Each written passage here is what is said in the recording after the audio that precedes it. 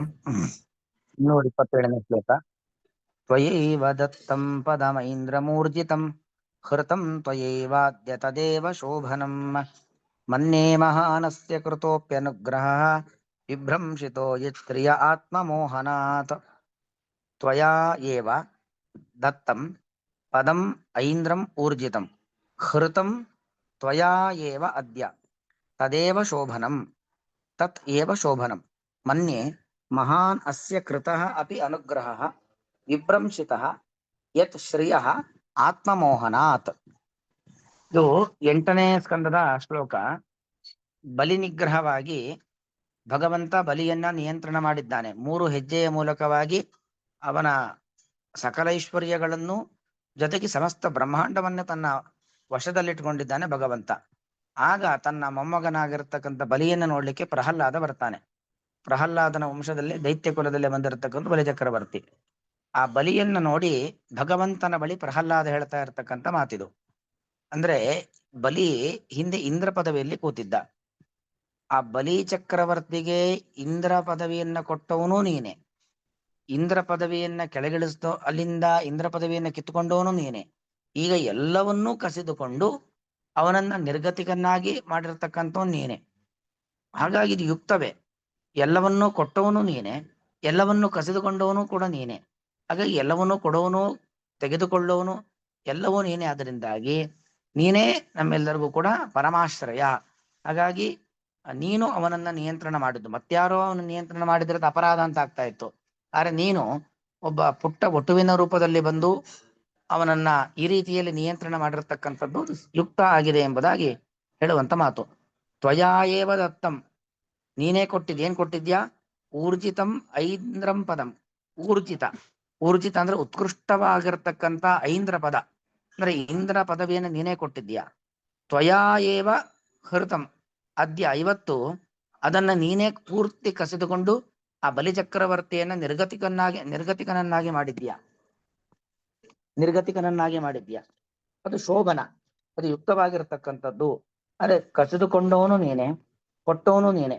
ಇದೆಲ್ಲವೂ ಕೂಡ ಯುಕ್ತವಾಗಿರುವಂಥದ್ದು. ಒಂದೇ ನಿಮಿಷ.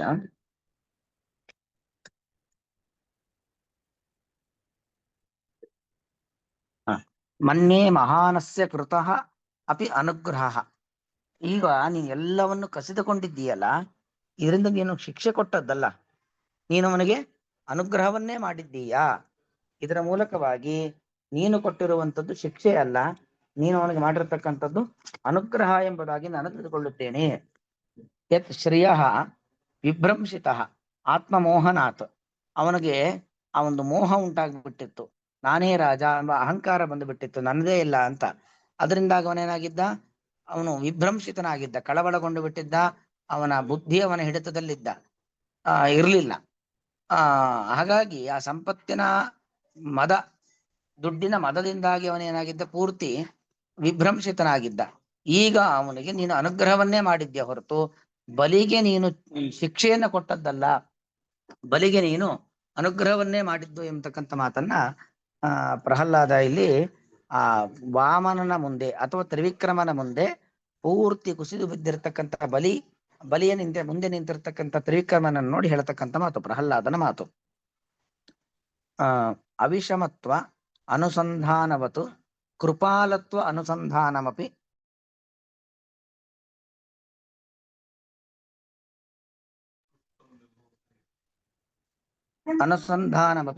ಭಕ್ತಿ ವಿಶೇಷ ಸಾಧನಮಿತಿ ಶ್ರೀಹರೌ ತದಪಿ ಅನುಸಂಧೇಯಂ. ಹೇಗೆ ಅವಿಷಮತ್ವ ಅನುಸಂಧಾನ, ಭಗವಂತ ಒಬ್ಬನಿಗೆ ವಿಶೇಷವಾಗಿ ಅನುಗ್ರಹ ಮಾಡೋದು ಅಥವಾ ಮತ್ತೊಬ್ಬನಿಗೆ ಶಿಕ್ಷೆ ಕೊಡೋದು ಈ ತರದೆಲ್ಲ ಇಲ್ಲ. ಭಗವಂತನಲ್ಲಿ ಭೇದ ಭಾವಗಳಿಲ್ಲ ಅನ್ನೋದು ಹೇಗೆ ಅನುಸಂಧಾನ ಮಾಡಬೇಕಾದಂತ ವಿಚಾರವೋ, ಅದೇ ರೀತಿಯಾಗಿ ಭಗವಂತ ಎಂಥ ಪರಮ ದಯಾಲು ಅದನ್ನು ಕೂಡ ನಾವು ಅನುಸಂಧಾನ ಮಾಡಬೇಕು. ಭಕ್ತಿ ವಿಶೇಷ ಸಾಧನಂ, ಅದು ಕೂಡ ನಮ್ಮಲ್ಲಿ ವಿಶಿಷ್ಟವಾದ ಭಕ್ತಿ ಹುಟ್ಟಲಿಕ್ಕೆ ಕಾರಣ ಅನ್ನೋದನ್ನು ಹೇಳ್ತಿದ್ದಾರೆ. ಶ್ರೀಹರೋ ತದಪಿ ಅನುಸಂಧೇಯಂ ಇಯಾನ್ ವಿಶೇಷ ಹರಿ ಯತ್ ಪ್ರಥಮತಃ ಏವ ದಯಾಳುತಾಂ ನ ಪ್ರದರ್ಶಯತಿ. ಭಗವಂತ ಮೊದಲಿಗೆ ಅವನನ್ನ ದಯಾಳು ಎಂಬುದಾಗಿ ಹೇಳೋದಿಲ್ಲ. ಕಿಂತು ಬಹುತರಂ ಪರೀಕ್ಷ ತತ್ರ ಸ್ಥೈರ್ಯೇ ಸತಿ. ಅಂದ್ರೆ ಭಗವಂತ ಒಬ್ಬನ ಮೇಲೆ ಸುಮ್ಮನೆ ಅನುಗ್ರಹ ಮಾಡುವಂಥದ್ದಲ್ಲ. ಮತ್ತೇನು ಆ ಅವನಲ್ಲಿ ಎಷ್ಟು ಭಕ್ತಿ ಇದೆ, ಆ ಭಕ್ತಿ ಎಷ್ಟು ಸ್ಥಿರವಾಗಿದೆ ಅನ್ನೋದನ್ನ ಕಂಡು ಕೊನೆಗೆ ತನ್ನ ಕೃಪಾಗುಣವನ್ನ ತೋರಿಸ್ತಾನೆ. ಇದಂಚ ಬಲಿ ವಿಷಯೇ ದೃಷ್ಟಂ ಇತ್ಯನುಶಯೇನ ಪರೀಕ್ಷಾರ್ಥಂ ಭಗವತಾ ಕಲೌ ಹೃತರಾಜ್ಯೇ ಸತಿ ಪ್ರಹ್ಲಾದ ಅಭ್ಯುಪೇತ್ಯ ಗತರಾಜ್ಯಂ ಪಾಶಬದ್ಧಂ ಬಲಿಂ ದೃಷ್ಟ ಭಗವಂತಂ ಪ್ರತ್ಯುವಾಚ. ಇದನ್ನ ಬಲಿಯ ವಿಷಯದಲ್ಲಿ ಅಂದ್ರೆ ಏನು, ಭಗವಂತ ಅವರ ಸ್ಥಿರತೆ, ಅವರನ್ನು ಪರೀಕ್ಷೆ ಮಾಡಿ ಅವನನ್ನ ಆ, ಅವನ ಮೇಲೆ ಅನುಕಂಪೆಯನ್ನು ತೋರೋದು, ಅವನಿಗೆ ಅನುಗ್ರಹವನ್ನು ಮಾಡೋದು ಅನ್ನೋದು ಕಂಡು ಬಂದಿದೆ. ಆ ಪರೀಕ್ಷಾರ್ಥಂ ಬಲಿಯನ್ನ ಪರೀಕ್ಷೆ ಮಾಡ್ಲಿಕ್ಕೋಸ್ಕರವಾಗಿ ಭಗವತಾ ಬಲೌ ಹೃತರಾಜ್ಯೇ ಸತಿ ಭಗವಂತ ಬಂದು ಆ ಬಲಿಯ ರಾಜ್ಯವನ್ನ ಪೂರ್ತಿ ಅಪಹಾರ ಮಾಡಿದ್ದಾನೆ. ಪ್ರಹ್ಲಾದ ಅಭ್ಯುಪೇತ್ಯ ಆ ಸಂದರ್ಭಕ್ಕೆ ಸರಿಯಾಗಿ ಪ್ರಹ್ಲಾದ ಬಂದು ಗತರಾಜ್ಯಂ ಪಾಶಬದ್ಧಂ ಬಲಿಂ ದೃಷ್ಟ ಪೂರ್ತಿ ರಾಜ್ಯವನ್ನ ಕಳೆದುಕೊಂಡಿರತಕ್ಕಂತಹ ಪಾಶದಲ್ಲಿ ಬಂಧಿಸಲ್ಪಟ್ಟಂತ ಬಲಿಯನ್ನು ನೋಡಿ ಭಗವಂತಂ ಪ್ರತಿ ಉವಾಚ ಆ ಭಗವಂತನನ್ನ ಕುರಿತು ಹೇಳ್ತಾ ಇದ್ದಾನೆ. ಇದು ಪ್ರಹ್ಲಾದನ ಮಾತು. ತದಾಹ ತ್ವಯೇವ ದತ್ತಂ ಪದಂ ಐಂದ್ರಂ ಊರ್ಜಿತಂ. ಊರ್ಜಿತಂ ಅಂದ್ರೆ ಉತ್ಕೃಷ್ಟಂ ಐಂದ್ರಂ ಪದಂ, ಬಲಿಗೆ ಅತಿ ಉತ್ಕೃಷ್ಟವಾದ ಇಂದ್ರ ಪದವಿಯನ್ನ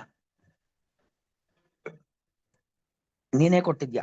ತ್ವಯಾ ಏವ ದತ್ತಂ ಪೂರ್ವಂ ಇದಾನಿಂ ತ್ವಯಾ ಏವ ಹೃತಂ, ಈಗ ನೀನೇ ಅದನ್ನ ಅಪಹಾರ ಮಾಡಿದ್ಯಾ. ತದಾನಿಂ ದಾನಂ ದಾನಮೇವ ಇದಾನಿಂ ಹರಣಮೇವ ಶೋಭನಂ ಅಹಂ ಮನ್ಯೆ.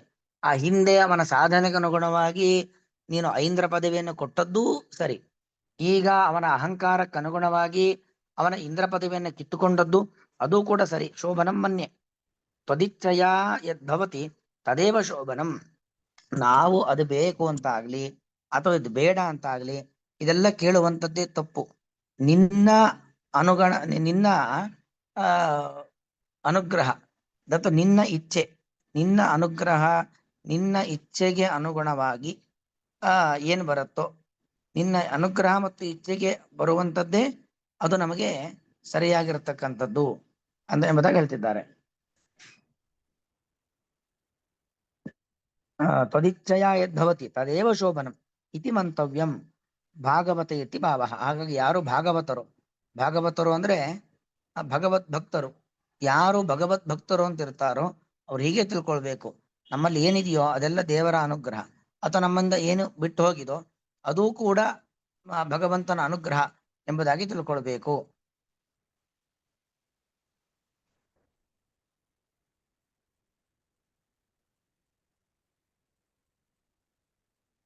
ನ ಕೇವಲಂ ಸುಖಕರಂ ಕಿಂತು ಮಹಾ ಅನುಗ್ರಹ ಸಾಧನಂ ಚ ಇತಿ ಭಾವೇನ. ಅಂದ್ರೆ ದೇವರು ಸಂತೃಷ್ಟಿಯಿಂದ ಕೊಡುವಂಥದ್ದು ನಮಗೆ ಸುಖವನ್ನುಂಟು ಮಾಡೋದು ಮಾತ್ರ ಅಲ್ಲ, ಅದು ದೊಡ್ಡ ಅನುಗ್ರಹವೂ ಕೂಡ ಆಗಿದೆ ಎಂಬುದಾಗಿ ಹೇಳ್ತಾರೆ. ಮಹಾನ್ ಅನುಗ್ರಹ, ಮಹಾನಸ್ಯ ಕೃತಃ ಅನುಗ್ರಹ, ದೊಡ್ಡ ಅನುಗ್ರಹವನ್ನು ಮಾಡಿದ್ದೀಯ. ಯದಾ ಶ್ರಿಯ ಸಂಪದ ಸಕಾಶಾತ್ ವಿಭ್ರಂಶಿತ ಚಲಿತ ತದಾ ಆತ್ಮಮೋಹಾದೇವ ವಿಭ್ರಂಶಿತ ಇತಿ ಮನ್ಯೆ. ಯಾವಾಗ ಸಂಪತ್ತು ನಮ್ಮನ್ನು ಬಿಟ್ಟು ಹೋಗುತ್ತೋ ಅದಕ್ಕೆ ದೇವರ ಕಾರಣ ಅಲ್ಲ, ನಾವು ನಮ್ಮ ಮೋಹ, ನಮ್ಮ ಅಹಂಕಾರ, ನಮ್ಮ ಒಂದು ಆರೋಪಗಳು, ನಮ್ಮ ಅಪರಾಧಗಳಿಂದಾಗಿ ಸಂಪತ್ತು ನಮ್ಮನ್ನು ಬಿಟ್ಟು ಹೋಗೋದು ಹೊರತು ದೇವರಿಂದಾಗಲ್ಲ. ತಸ್ಯಾಹೇವ ತತ್ರ ಹೇತುತ್ವಾದಿತಿ ಭಾವ. ಅಂದ್ರೆ ಮುಖ್ಯವಾಗಿ ಕಾರಣ ಏನು? ಮೋಹ, ನಮ್ಮ ಮೋಹ ಅಂದ್ರೆ ನಮ್ಮ ಅಹಂಕಾರಾದಿಗಳಿಂದಾಗಿ ನಮ್ಮನ್ನ ಇದೆಲ್ಲ ಬಿಟ್ಟು ಹೋಗುತ್ತೆ ಹೊರತು ದೇವರು ಅದಕ್ಕೆ ಕಾರಣವಲ್ಲ. ಯಸ್ಮಾದೇವಂ ತಸ್ಮಾದಸ್ಯ ಬಲೇಹೇ ವಿಷಯೇ. ಹಾಗಾಗಿ ಇದೇ ನಿಜವಾಗಿ ಅವರವರ ಅಪರಾಧಕ್ಕನುಗುಣವಾಗಿ ನಾವು ನಮ್ಮಲ್ಲಿ ಇದ್ದದ್ದನ್ನು ಕಳ್ಕೊಳ್ತೇವೆ ಹೊರತು ಬೇರೆ ಏನು ಅಲ್ಲ. ಬಲಿಗೂ ಕೂಡ ಹೇಗೆ ಆದದ್ದು, ಅವನ ಅಹಂಕಾರಕ್ಕನುಗುಣವಾಗಿ ಭಗವಂತ ಅವನ ಸಂಪತ್ತನ್ನ ಖಚಿತಗೊಂಡಿದ್ದಾನೆ. ಮಹಾನ್ ಅನುಗ್ರಹ ಅಪಿ ಕೃತಃ ಇತಿ ಚ ಮನ್ಯೆ. ಹಾಗಾಗಿ ದೊಡ್ಡ ಅನುಗ್ರಹವನ್ನ ಮಾಡಿದ್ದೀಯಾ ಎಂಬುದಾಗಿ ನಾನಿಲ್ಲಿ ತಿಳ್ಕೊಳ್ತಾ ಇದ್ದೇವೆ. ಮನ್ಯೆ ಇತಿ. ಇದಕ್ಕೆ ಒಂದಷ್ಟು ಸಂವಾದಿಯಾದ ಶ್ಲೋಕ ಇದೆ, ಆ ಶ್ಲೋಕವನ್ನು ನಾಳೆ ನೋಡೋಣ. ಇಷ್ಟಕ್ಕೆ ನಿಲ್ಲಿಸ್ತೀನಿ. ಊರ್ಜಿತಂ ಐಂದ್ರಂ ಪದಂ ತ್ವಯಾ ಏವ ದತ್ತಂ. ಅಂದ್ರೆ ಊರ್ಜಿತ, ಉತ್ಕೃಷ್ಟವಾಗಿರತಕ್ಕಂಥ ಐಂದ್ರಂ ಪದಂ, ಇಂದ್ರ ಪದವಿಯನ್ನ ನೀನೇ ಕೊಟ್ಟಿದ್ದೀಯ. ಅದ್ಯ ಅಂದ್ರೆ ಇವತ್ತು, ತ್ವಯಾ ಏವ ಹೃತಂ ನಿನ್ನಿಂದಲೇ ಅಪಹರಿಸಲ್ಪಟ್ಟಿದೆ. ತದೇವ ಶೋಭನಂ ನೀನು ಮಾಡಿರುವಂಥದ್ದೇ ಸರಿಯಾದದ್ದು. ಈ ಮೂಲಕವಾಗಿ ಅಸ್ಯ ಈ ನನ್ನ ಕುಲದಲ್ಲಿ ಬಂದಿರುವಂತಹ ಬಲಿಚಕ್ರವರ್ತಿಗೆ ಮಹಾನ್ ಅನುಗ್ರಹ ಅಪಿ, ದೊಡ್ಡ ಅನುಗ್ರಹವನ್ನು ಕೂಡ ನೀನು ಮಾಡಿದ್ದೀಯಾ ಎಂಬುದಾಗಿ ಮೊನ್ನೆ ತಿಳಿಯುತ್ತೇನೆ. ಯತ್ ಆತ್ಮಮೋಹ ಮೋಹನಾತ್, ಯಾವ ತನ್ನ ಮೋಹದಿಂದಾಗಿ ಅಹಂಕಾರಾದಿಗಳಿಂದಾಗಿ ಶ್ರೇಯ ವಿಭ್ರಂಶಿತ ಸಂಪತ್ತಿನಿಂದಾಗಿ ವಿಭ್ರಂಶಿತ ದೂರವಾಗಲ್ಪಟ್ಟಿದ್ದಾನೆ, ಅಂದ್ರೆ ಅವನು ಸಂಪತ್ತಿನಿಂದ ದೂರವಾಗಿದ್ದಾನೆ, ಆ ಮೂಲಕ ನೀನು ಅನುಗ್ರಹವನ್ನೇ ಮಾಡಿದ್ದೀಯಾ ಅನ್ನೋದು ಒಟ್ಟು ಅಭಿಪ್ರಾಯ. ತ್ವಯೇವ ದತ್ತಂ ಪದಮೈಂದ್ರಮೂರ್ಜಿತಂ ಕೃತಂ ತ್ವಯೇವಾದ್ಯ ತದೇವ ಶೋಭನಂ ಮನ್ನೇ ಮಹಾನಸ್ಯ ಕೃತೋಪ್ಯನುಗ್ರಹ ವಿಭ್ರಂಶಿತೋ ಯತ್ರಿಯ ಆತ್ಮಮೋಹನಾತ್. ಶ್ರೀಕೃಷ್ಣಾರ್ಪಣಂ.